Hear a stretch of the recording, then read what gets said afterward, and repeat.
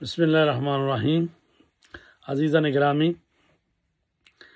7 सूरतें हैं कि जिनको पढ़ना है और हर सूरत को दिन में 4 मरतबा पढ़ना है अपनी हाजतों के पूरा करने के लिए। आपकी जितनी भी बड़ी भी हाजतें हैं तो इस तरह से करना है कि हफ्ते के दिन सूरह मुबारका इन्ना फतहना लक फतहन मुबीना, तो सूरा जो है इन्ना फतहना पढ़ना है हफ्ते के दिन 4 मरतबा, और चहारदा मासूमीन के लिए हदिया करना है।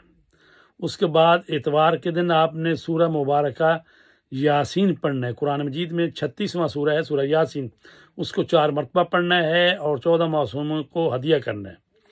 और सोमवार के दिन सूरह मुबारका वाक़या पढ़ना है। कुरान मजीद में सूरा नंबर 56 है सूरह वाक़या, उसको 4 मरतबा पढ़ना है और 14 मासूमों को हदिया करना है। और फिर आ जाएगा से शंबे यानी मंगल के दिन सूरह मुबारका रहमान, सूरा 55 है सूरह रहमान, उसको पढ़ना है 4 मरतबा और आयमा तहार के लिए हदिया करना है। 4 शंबे यानी बुध के दिन सूरह मुबारका कुल ऊहिया यानी सूरह मुबारका जिन जो है 72वां सूरा है ये, तो इसको पढ़ना है 4 मरतबा और हदिया करना है 14 मासूमों को। और जुमे रात सूरह मुबारक का जो तबारकल्लज़ी बियदिहिल मुल्क, उसको पढ़ना है 4 मरतबा, ठीक है। और जुमे वाले दिन पढ़ना है सूरह सजदा। सूरह सजदा जो है कुरान मजीद में 32वां सूरा है, उसको पढ़ना है।